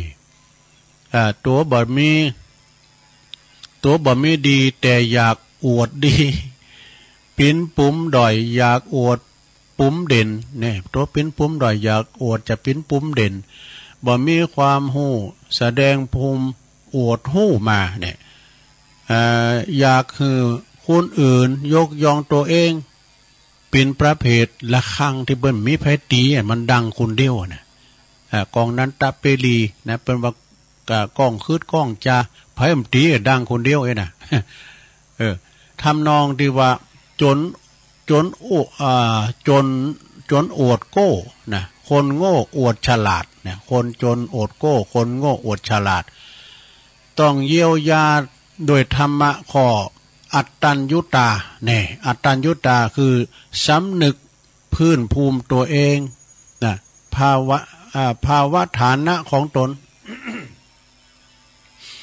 เจอโลกหรือว่าสนิมใจตัวที่สองนะก็คือข้อสองนี่ก็ความนี่ความเกลียดชังนี่ความเกลียดชังหรือโทสะฮ้อนเหมือนไฟมีกับผู้ใดยอมเผาผลาญจิตใจบุคคลนั้นคือเล่าร้อนทุกคืนทุกวันเนอะคือมันเหมือนไฟโทสะเนี่ยโทสักขิไฟดูมันเผาหันคุณได้โมโหหนักเลยนะโขดไงเนี่ยเป็นว่าเถ่าเว้ยนะ อย่างตุลุงเลยกะคอนี่เถ่าเว้ย ถ้าบ่มีขันติธรรมคอยดับไฟดับไว้แล้วก็จะลุดอายขึ้นในใจนะ เป็นคุณโหดเหมอมหิตดุไล่คลายกับยักษ์กับมารเด้อข่มขู่ดุด่าใจอาวุธเข่าตีลั่นฟันแตงกันอย่างนี้นะถ้าปล่อยให้มันปิ้นไปครอบงำจิตใจเขาอยู่เหมือนมันก็จะกัดก่อนนิสัยกัดก่อนนิสัยใจคออันดีงามของเขาจนหมดไปนี่ลายเนอโทสะนั่นนะแต่ไปขี่หินแต่ไปใจหินใจป๊อด ดุดสนิมมันกัดมันคบเล็กสนิมขี้เม่งมันคบเล็กแหลกละเอียดไปฉะนั้นนี่ยังมีบริวารติดอีกนักนะยังมีบริวารที่มันติดมาตามนั่นก็คือเช่นโกทะเนี่ยโกทะนี่ก็เป็นบริวารนะความโกรธยุเหอชุกยุเหอฉุนเฉียวเกลี้ยวกราดนะพานหาเลิงเงินขุนเครื่องขุนมุตลุดูดันไผวามยังก่อมฟังมาดึงฟังห้อนฟังให้ไผนะไล่เหตุไล่ผลไล่ความไตรตรองมักเป็นคุณอ่อนแอขี่ขลาดก็มีนะหวาดโกกำลังใจบ่เข้มแข็งพอจึงโกรธง่าย จึงโกรธง่ายนะความคิดก่อกรรมทำลายมีหนักขึ้นนี่การทำการการคิดต่างๆนี่ขาดปฏิภาณไว้ผิบเนอะเพราะยังเพราะจะถูกสนิมโกรธทำลายหมดสิ้นนี่เป็นว่าอุปนาหะความผูกโกรธกึดแต่จะหาโอกาสพยายามจะมาพยาบาทปองไล่จองเวรเปิ้นอยู่ล่ำไปนะพึ่งแก้ไขโดยธรรมโอสถแก่แผ่เมตตาพรหมวิหารธรรมเนอะแผ่เมตตาพรหมวิหารผู้จักนะหูจักหักสงสารยินดีพอใจในลาภผลของตัวเองเกียรติยศชื่อเสียงของคนอื่นเต้นตีเขาจะโกรธจะอิจฉาริษยาเขาฝึกหัดใจเมตตาแผ่เมตตาเปินรวมเกิดรวมแก่รวมเจ็บรวมตายเขาได้รับความสุขให้ผ่องต่อไปคอยไปโยมเปิ่นอย่าเนาะพลอยยินดีก็เปินโมดิตามีความสุขยินดีด้วยเนอยินดีด้วยเนอนะโจกแปลว่าโลกเกียรติช่างโลกช่างรังเกียจสนิมในใจก็จะเหิดหายไปหน่อยถ้าเอาโมดิตาจิตนี่นะแล้วก็โมหะความหลงเนาะมันจะมีลักษณะคลุมเครือเจืองงายไล่เหตุผลว่ะนะตัดสินใจยังก็มันจะพิษพาดไปหมดเนอะปินคุณหรือปินโตดต่างเสริมหรือต่างเจริญบ่ฮู้นะหลงตัวเองหลงโกรธนะหลงโลภหลงโกรธแล้วก็หลงจุนชนิดดีว่ามึนเมานักเขาก็ลืมตัวเก่าเป็นปัจจัยลืมปอลืมแม่ลืมญาติพี่น้องโมดเนี่ยลืมโพลืมแม่ลืมลูกลืมเต่าตลอดถึงเปิ้นว่าพระผู้ที่มีพระคุณคือครูบาอาจารย์อันนี้อันตรายอย่างยิ่งเนอะที่ลืมชาติลืมศาสนานี่นะลืมทุกสิ่งทุกอย่างนะดังคำที่ว่าหลงโลกมันจังลืมตายหลงกายมันจังลืมแก่หลงโผหลงเมจังลืมปอลืมแม่หลงเข่าของสมบัติลืมศาสนาวะคำสอนข่าวจ่อยบรรเทาเพิ่นว่าหลงเฮยหลงเข้าป่าไม้ หลงได้อยู่สาวัน ยังหูปอกปิกกับคืนกับหน้าคืนหลังหลงใจหลงกรรมกับคืนกับคืนอยากใบนี่ก็มันหลงจิตหลงใจนะกับคืนอยากใบแก่โดยธรรมะอันยังโดยสติสัมปชัญญะเนอพิจารณาหาเหตุหาผลโดยปัญญาหูแจ้งหันจริงมันคิดมันท่องมันถามเปิ้นมันสังเกตมานักแน่นอยู่ในเหตุผลอย่าไปหูเบาเจอเปิ้นงายงมงายล่ำไปเนี่ย การเฮาเจออย่างนี้ก็โลกอันนี้ก็จะหายไปเนอะก็โดยอานุภาพเนาะโดยอนุภาพบุญกุศลที่ปอออกไม่ออกสถานต่างหลายฟังกันอยู่ต่างบ้านต่างจองต่างหอต่างเฮินได้บำเพ็ญบุญมาในวันนี้เนาะก็ขอกุณเกี่ยวตั้ง3ประการรวมถึงรวมกันเป็นบุญญาฤทธิ์ประสิทธิ์ประสาทนะท่านทั้งหลายทั้งหมดนะหมดโศกหมดโลกหมดภัยเจริญโดยอายุวันนะสุขภาละทุกทิวาราตรีการดังที่ตุลุงแสดงธรรมมาก็พอสมควรแก่กาลเวลาก็ขอสมมุติหยุดติลงปุงไหวเป่งเต่าอีเนอเอวังก็มีด้วยปกาละชานีสาธุสาธุสาธุจบลงไปศรัทธาญาติโยมทั้งหลายสนิมในจิตใจสนิมหัวใจเนี่ยเป็นว่าเป็นธรรมะบรรยายเด้อบางทีก็เอามาปิ้นโต๊ะจุยพองเนี่ยศรัทธาเก่าพองใหม่พองเอามาลืมปัดฝุ่นพองนะ แสดงให้พี่น้องศรัทธาได้ฟังกันตั้งหอตั้งเฮินตั้งบัตรตั้งจองกันไปเอาปอนทำเนาะปอน2 รอบละ ปอนทำไม่กันเนอสัพพิติโยวิวัจจันตุสัพพะโลโกวินาศตุมาเตภวัตวันตะลายโยสุขีติคาโยโกภวะอาภิวาตานาสีลิสานิจังวุธาปัจจายโนจัตตาโลธรรมาวัตันติอายุวันโนสุขังปะลังเอาได้ทำได้ปอน2 รอบในฐานะที่ว่าวันนี้เป็นวันสิ้นใหญ่สิ้นโลงเลยเนาะ วันมาฆบูชาเดินหาปิงปุดโดย วันพระพุทธเจ้าแสดงโอวาทปาฏิโมกข์ ก็มีการทำบุญตักบาตรตอนเจ้าสิ้นโลงสิ้นใหญ่แล้วเวียนเตีนกันแล้วเลี้ยวจบกันไปแล้วจบกันไปปิ้นปิ้นอย่างแต่ว่าวันศีลนี่มันก็มาวัดมาว่ากันปิ้นประจำแต่ว่าศีลนี่ปิ้นศีลใหญ่ศีลโลงด้วยเนาะวันพวกนี้ก็เป็นวันที่14นี่ก็มีงานหลายงานพวกเราจะประกาศข่าวสารงานบุญตอนเจ้าวันนี้ตั้งบุคคลในตำนานบุคคลสำคัญแถมทันหนึ่งของจังหวัดเชียงใหม่คือพระครูสมบูรณ์กันทปาอายุเปิ้นเก่า12 ปีเปิ้นก่อนละสังขารไป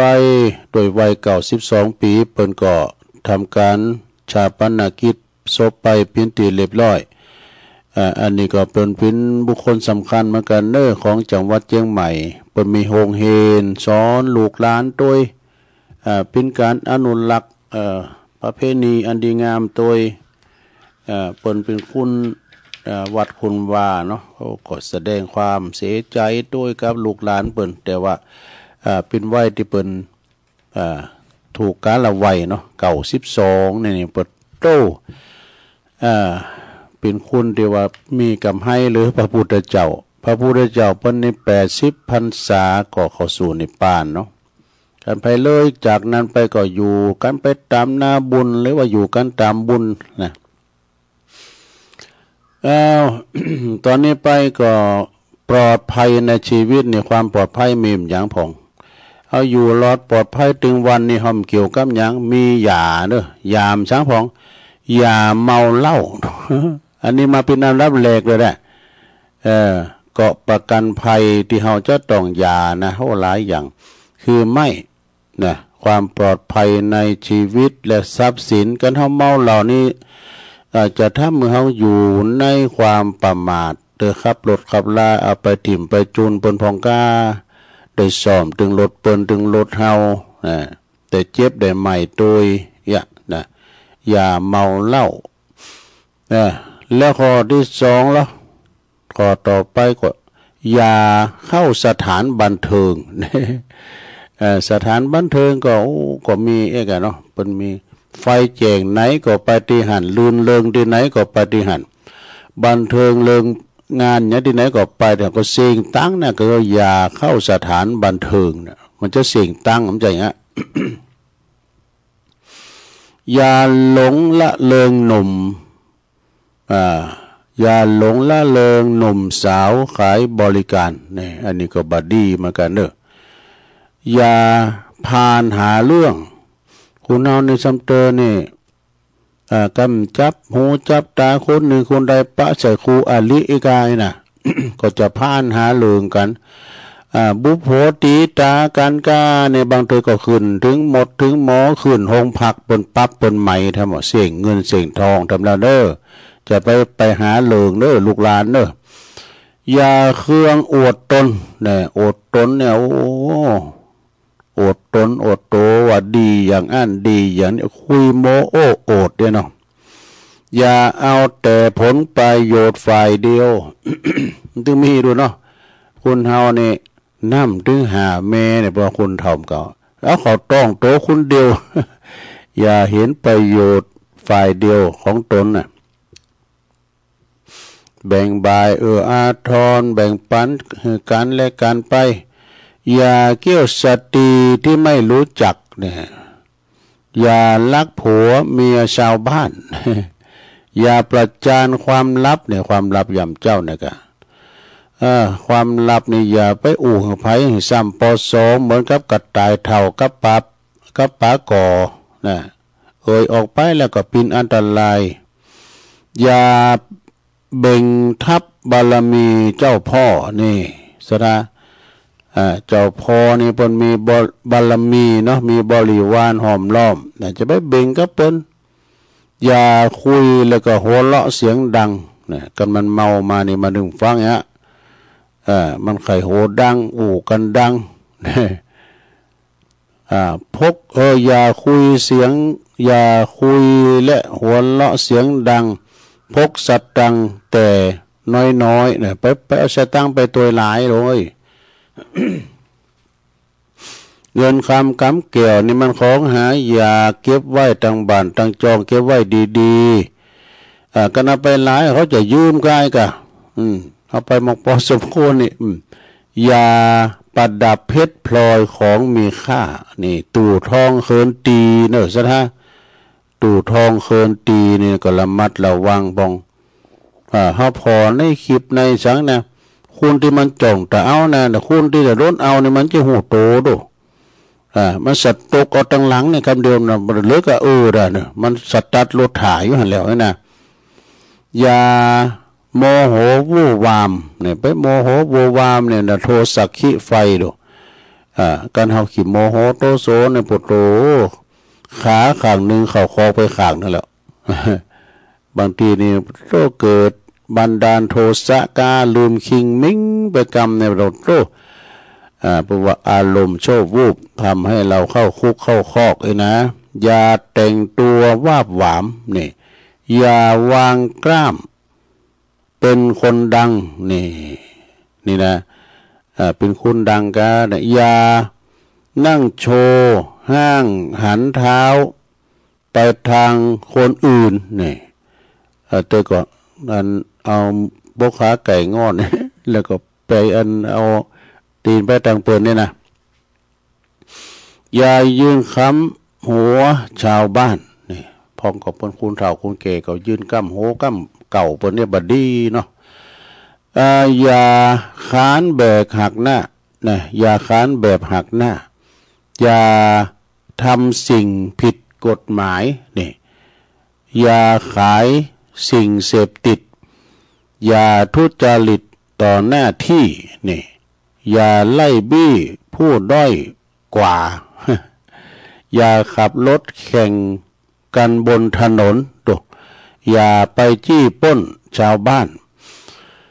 อย่าไปคบกับชู้นี่มันมีหลายนะว่าผ่านไปเนาะอย่าอยู่ในที่ที่มีคนมากๆนะอยู่คุณหนักๆอย่าขนองปากคุณเท่ากันมาขนองปากเนี่ยมันไหลออกมาโลโล อย่าถางถากคนอื่นอย่าไปถางถากคนอื่นเด้อนะอย่าไปพกปืนแล้วก็มีดซุยไว้ในโต๊ะนะมันเป็นอาวุธนะตำรวจป้าเพิ่นจะยับอีน่ะเนาะ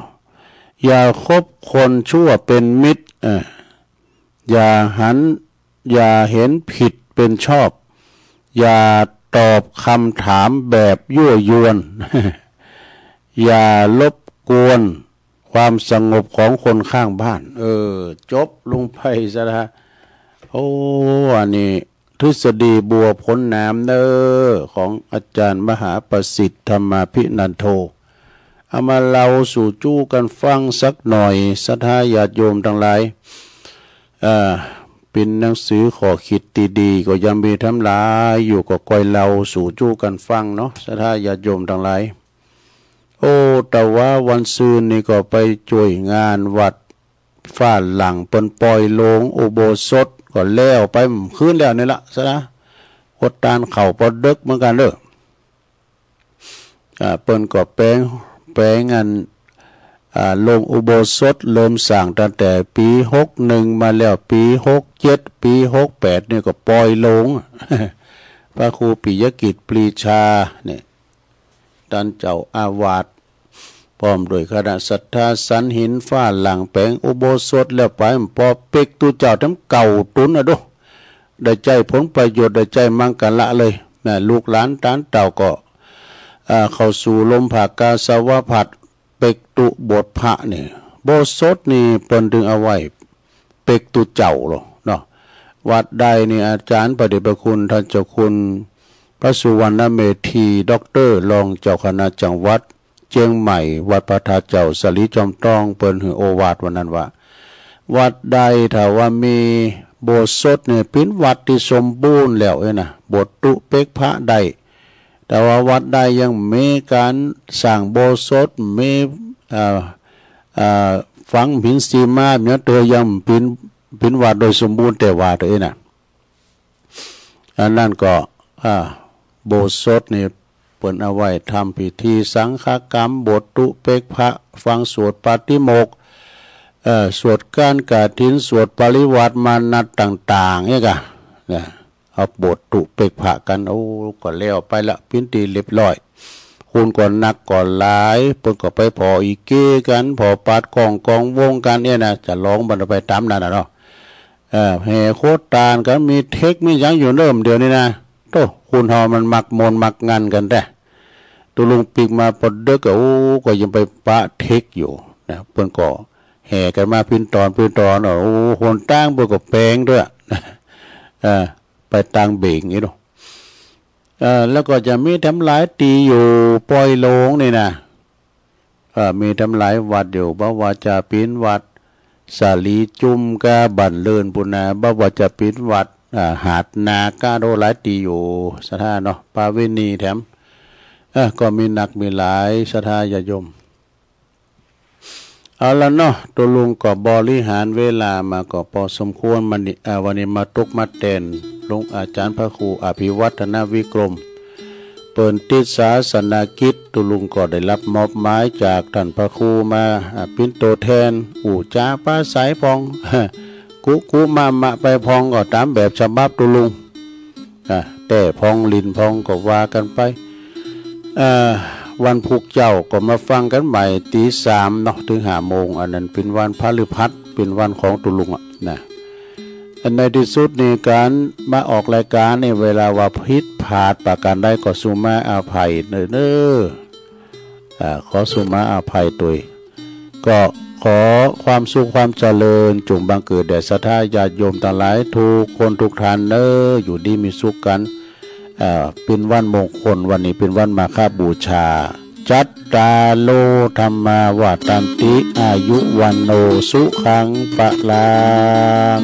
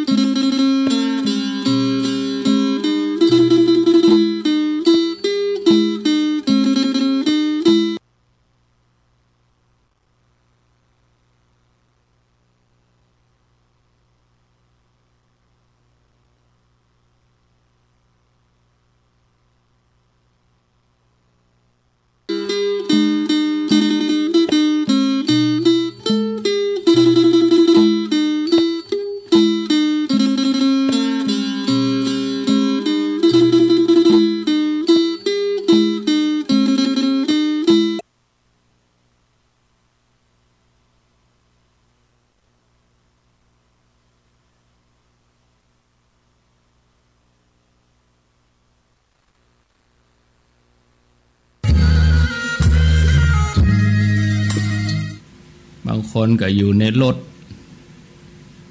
เวลาเมื่อแรงนี่มันก็พอดีเกี่ยมจะปิกบ้านปิกจองเกี่ยมกับเข้ากับป่าอากาศก็ค่อนข้างจะร้อนเมื่อเจ้านี่หนาว14-15 องศาตกมาวันมากับ30 ปลายอากาศร้อนก็จะคะแนนจะไปร้อนใจเนอะญาติโยมท่านทั้งหลายชีวิตของเฮาสรรพสัตว์ทั้งหลายล้วนแต่มีความทุกข์เป็นพื้นฐานอยู่ที่ไหนมันก็ทุกข์หมดอะอยู่วัดก็ทุกข์แบบวัดอยู่บ้านก็ทุกข์แบบบ้านไผว่าทุกเจ้าบ่ทุกข์เหมือนกันนะไม่ใช่ว่าจะสบายอย่างทุกข์อย่างเขาว่านะถ้ามันสบายแต่มันก็เต็มวัดหยาบบ่กะ